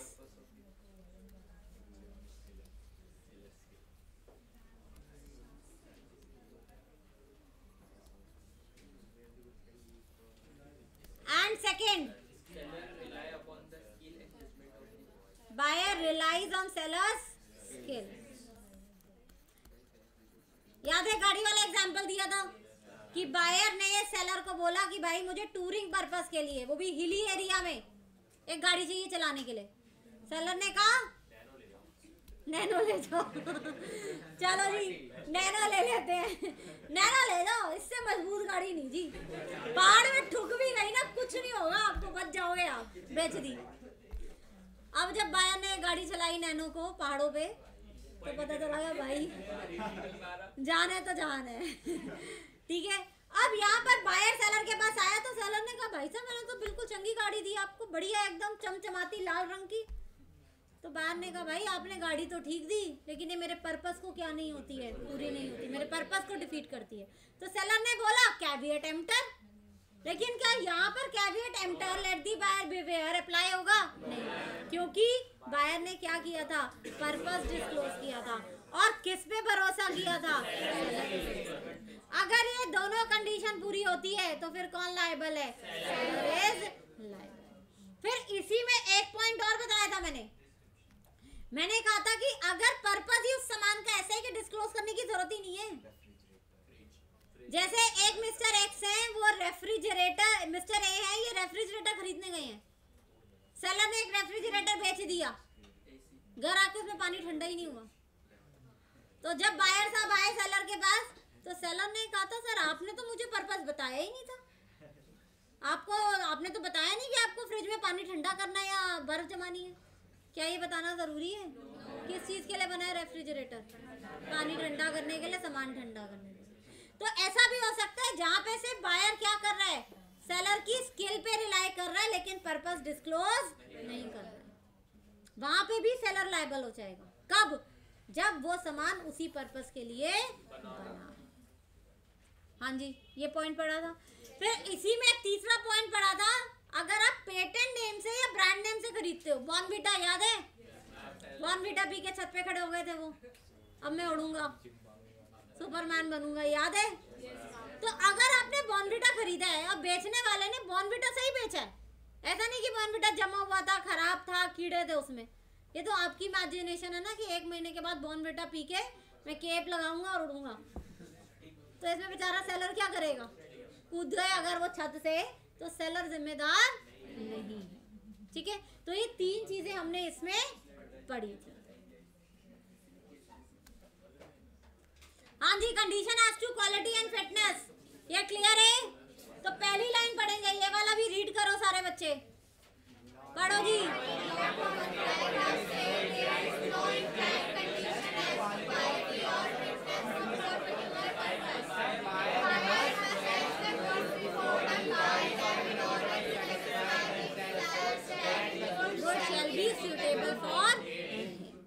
ठीक है जी, बायर को देखना पड़ेगा कि गुड्स उसके लिए सूटेबल हैं या फिर नहीं। ठीक है जी, चलो जी next condition, condition of merchantability. Merchantability का मतलब ये जो खरीदा और बेचा जा सके मार्केट में। हम कहते हैं कोई भी ऐसा सामान जो अपनी मर्केंटेबिलिटी खो चुका है, अपनी मार्केट वैल्यू खो चुका है, जो बेचे और खरीदे जाने लायक ही नहीं है, जो अपने डिस्क्रिप्शन को पूरा ही नहीं कर रहा है, यानी कि जिस पर्पस के लिए वो बना है वो उस पर्पस को पूरा ही नहीं कर रहा है, तो ऐसा सामान अगर कोई तुम्हें बेचेगा तो ऑब्वियस सी बात है वो क्या है? Breach of condition. तुमने पटाखे खरीदे, ठीक है, इतने सारे 10,000 रुपए के, जी जलाएंगे और हम दिखाएंगे अमीर रईस, क्योंकि दिल्ली में तो मिलते नहीं पटाखे। ठीक है, तो तुमने अपना वो दिखाया, जी देखो जी हम पटाखे लेकर आए, हमने अरेंज किए हैं, एक एक करके जलाते गए सारे फुस। अब पटाखे बने किस पर्पस के लिए? जले, आवाज दे या फिर लाइट दे, है ना, साउंड दे, वो चले ही नहीं किसी भी चीज के लिए। तो क्या ये पटाखे मर्केंटेबल क्वालिटी के थे? तो बेचने वाले ने क्या किया है, ब्रीच ऑफ कंडीशन। अब कोयला है, कोयला जलने की बजाय फट जाए, ब्लास्ट करे, साउंड दे, लाइट दे, हाँ जी, तो क्या वो मर्केंटेबल क्वालिटी का है? नहीं, क्योंकि उसका जो डिस्क्रिप्शन है वो फटने का या जलने का नहीं है, धीरे धीरे करके सुलगने का है। ठीक है। Where goods are bought by description from a seller who deals in goods of that description, there is an implied condition that the goods are of merchantable quality. What do you mean by merchantable quality? They are commercially sellable as per the description by which they are known in the market at their full value. जैसे अगर पटाखों की बात करें तो पटाखे market में अपनी फुल वैल्यू पे क्या जाने जाते हैं कि अच्छे से जलेंगे, लाइट और साउंड देंगे। ठीक है जी, मर्केंटेबिलिटी क्लियर है सबको? एक बार ये भी सारे बच्चे रीड करेंगे। हाँ जी, शुरू हो जाओ।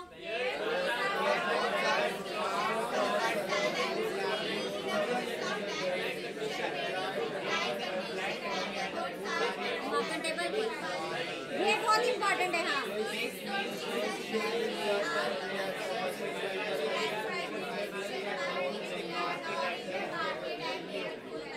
ठीक है जी। तो ये जो लास्ट की 3 लाइनें हैं ना कि मर्केंटेबिलिटी का मतलब क्या है, मर्केंटेबिलिटी का मतलब क्या है, which are commercially saleable and for which they are known in the market at their full value. ये दो जो है ना, ये आपके क्या है यहाँ पे कीवर्ड्स हैं।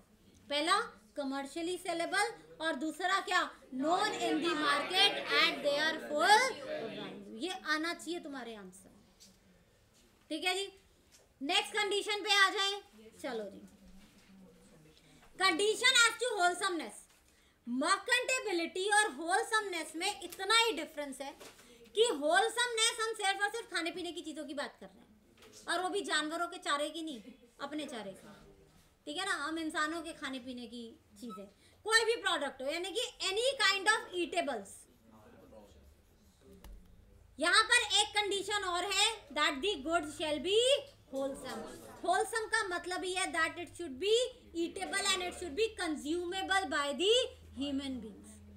यानी कि अगर ऐसा सामान है जिसे खाने पीने से ह्यूमन की तबीयत खराब हो सकती है, डेथ हो सकती है, या उसकी बॉडी को कुछ भी हार्म हो सकता है, तो वो सामान होलसमनेस में नहीं आएगा। याद है, इसमें एक एग्जांपल दिया था कि मिस्टर ए ने मिल्क खरीदा, मिल्क में टाइफाइड के जर्म से उन्होंने पी लिया, बीमार पड़ गए, तो क्या वो मिल्क जो है वो होलसमनेस क्वालिटी का था? तो यानी कि बेचने वाले ने क्या की है, ब्रीच ऑफ कंडीशन की। एक बार ये वाली कंडीशन भी सारे बच्चे क्या करेंगे, रिपीट करेंगे। बोलो जी।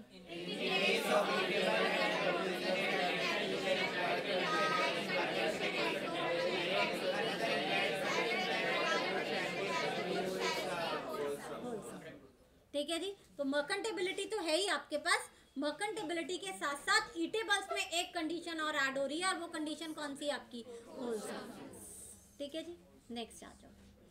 अब नेक्स्ट हमारी क्या स्टार्ट होती है, इम्प्लाइड वारंटी। आज हम इम्प्लाइड वारंटीज तक ही रखेंगे, फिर आधे का सोगा जो है that we will do on Wednesday. Wednesday पड़ेगी ना मेरी क्लास, टुडे इज मंडे। हाँ, तो बाकी का जो सोगा है that we will do on Wednesday. तो 2 क्लासेस में हम इसको क्या करेंगे, सम अप करेंगे। ठीक है जी, चलो जी, इम्प्लाइड वारंटीज आ जाओ।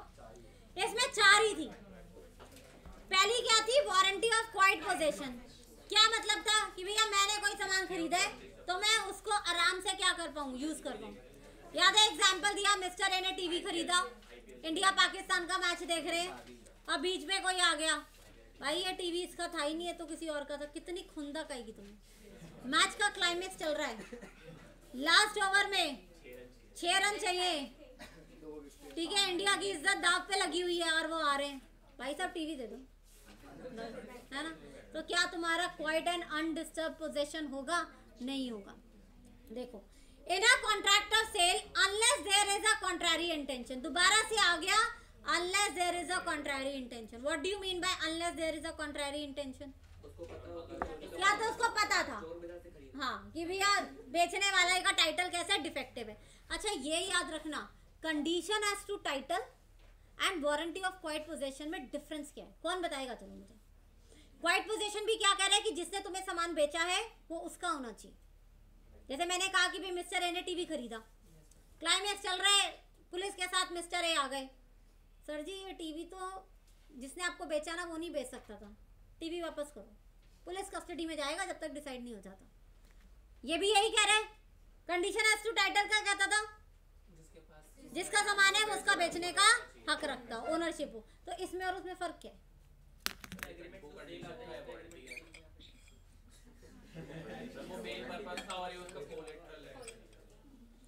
बच्चे इसमें टाइटल डिफेक्टिव है। हाँ जी बोलो।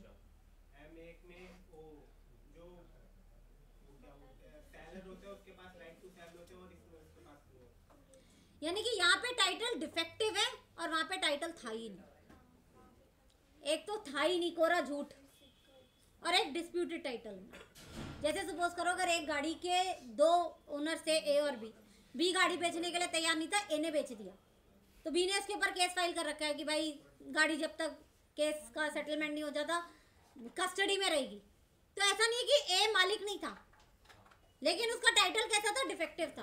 तो यहाँ पे हम किसकी बात कर रहे हैं? डिफेक्टिव टाइटल की बात कर रहे हैं, ठीक है, क्योंकि पोजेशन डिस्टर्ब हो रहा है, क्योंकि बेचने वाले का पोजेशन एकदम क्लियर नहीं था, तो सॉरी ओनरशिप एकदम क्लियर नहीं थी, वहां पे ओनरशिप थी ही। In a contract of sale unless there is a contrary intention there is an implied warranty that the buyer shall have and enjoy quiet possession of the goods. If the buyer is in any way disturbed in the enjoyment of the goods in consequence of the आ गया ना seller's defective title to sell, he can claim damages from the seller. तो ये फर्क है दोनों में, condition as to title में and quite possession में। यहाँ पे डिफेक्टिव टाइटल है, वहां पे टाइटल था ही नहीं। तो एक बार ये भी सारे बच्चे रीड करेंगे, और स्पेसिफिकली नीचे वाला जो पोर्शन है ये आपके पेपर के आंसर में आना चाहिए। चलो जी रीड करो एक बार।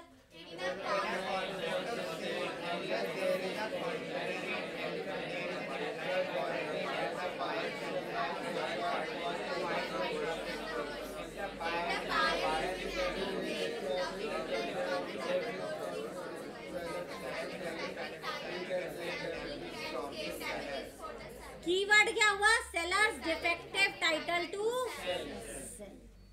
ये जरूर आना चाहिए। किस वजह से सारी भसड़ हो रही है यहाँ पे? Seller's defective title to sell, ये मेन कारण है इसमें, ठीक है जी। चलो नेक्स्ट एम्प्लॉयड वारंटी पे आते हैं। Warranty of freedom from encumbrances. Encumbrances का मतलब ही क्या है? बाहर बोझा। और सबसे बड़ा बोझा किसका होता है? उधारी का। वो हमारे पुराने लोग कहते थे ना भैया उधारी नहीं होनी चाहिए बस सर में, फिर जिंदगी मस्त है। मगर हम क्या करते हैं, आज कमाना शुरू किया और आज से ही उधार, थैंक्स टू EMI, है ना। तो यहाँ पर हम ये कहते हैं अगर बेचने वाले ने ऐसा सामान बेचा है जिसपे कोई उधारी बाकी थी, जिसपे कोई कर्जा बाकी था, जिसपे कोई लोन बाकी था, आपको बताया नहीं और उठा के बेच दिया, तो बाद में जो लोन वाला है वो तो तुम्हारे सर पे आके खड़ा हो जाएगा, भाई मैं तो सामान लेके जा रहा हूँ क्योंकि मेरी उधारी है इस पे, तो अब तुम फंस जाओगे। ऐसा नहीं है कि बेचने वाले के पास टाइटल नहीं था, बेचने वाले के पास टाइटल था मगर उसने गिरवी रखी हुई थी वो चीज कहीं पे, तो जिसके पास गिरवी थी वो तो राशन पानी लेके चढ़ जाएगा तुम्हारे ऊपर, तो तुम्हारा फिर से क्या हो जाएगा, सारा सामान खरीदने का जो पर्पस था वो क्या हो जाएगा, डिफीट हो जाएगा। ठीक है, तो ऐसे में तुम सेलर के पास जाके क्या कहोगे, भाई तू उधारी चुका, मुझे भी कॉम्पनसेशन दे, क्योंकि तेरे उधार लेने वाले 10 बार तो मेरे घर भी आ गए, है या नहीं है। तो ये भी क्या है, ब्रीच ऑफ इम्प्लाइड वारंटी। देखो, in addition to the previous warranty the buyer is entitled to a further warranty that the goods are not subject to any charge or right in favour of a third party. Charge का क्या मतलब होता है, गिरवी होना, ठीक है, यानी कि वो सामान किसी के पास गिरवी नहीं पड़ा, उस पर कोई उधारी या लोन बकाया नहीं है। तो ये आपकी क्या है, ये की लाइन है। एक बार बोलो सारे, goods are not subject to any charge or right in favour of a third party. If the possession is in any way disturb by reason of the existence of any charge, possession क्यों disturb हो रहा है, due to existence of any charge or encumbrance on the goods in favor of any third party, he shall have a right to claim damages for breach of his warranty. पिछली बारी में possession क्यों disturb हो रहा था, defective title. यहाँ possession क्यों disturb हो रहा है, क्योंकि उस सामान पे, उस गुड्स पे क्या है, कोई चार्ज क्रिया। ये फर्क है दोनों में। एक बार रीड करेंगे ये भी पूरा, करो जी।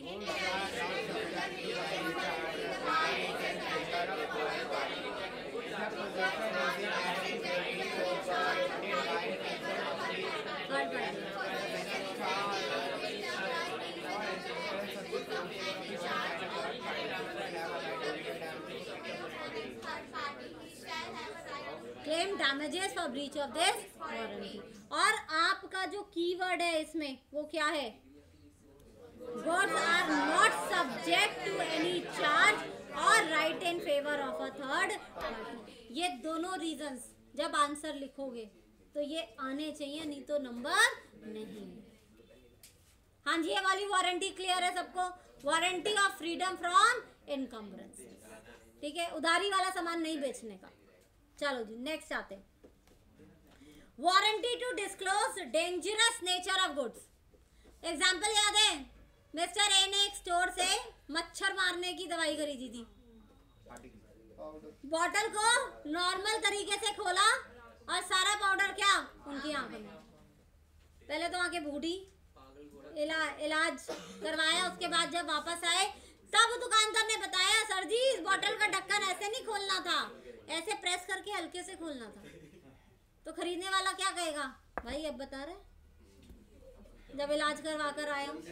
तो यहाँ पर हमें कहते हैं ये सेलर की ड्यूटी है कि जब भी वो कोई ऐसा प्रोडक्ट बेच रहा है जिसका डेंजरस नेचर हो सकता है तो उसे डिस्क्लोज करना।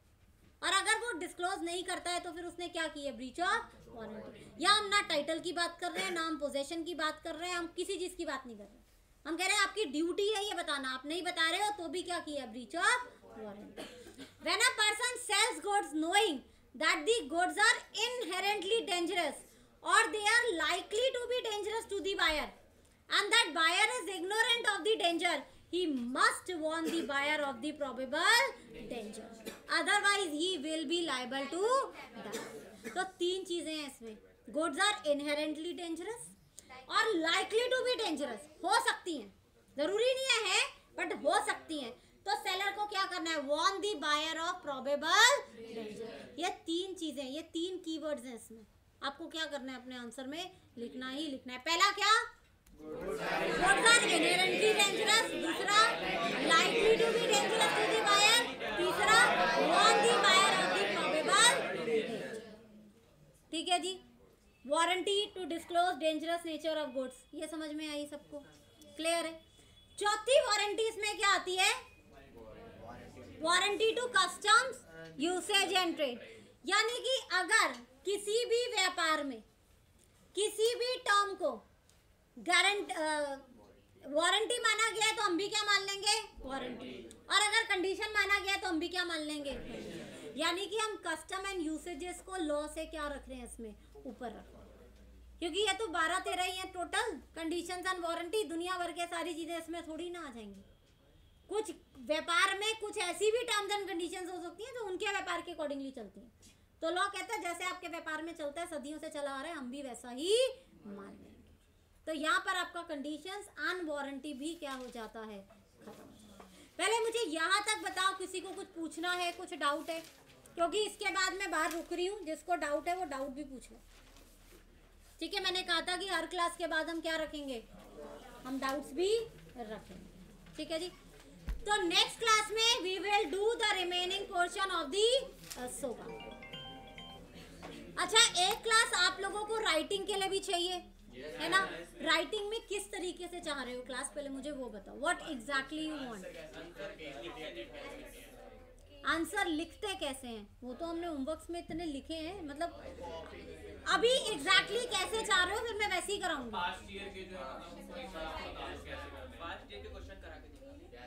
हाँ, पास्ट ईयर के क्वेश्चंस हो तो मैं कराऊंगी, हो तो मैंने कहा ही था कि मैं लास्ट ईयर के पेपर्स उठाऊंगी।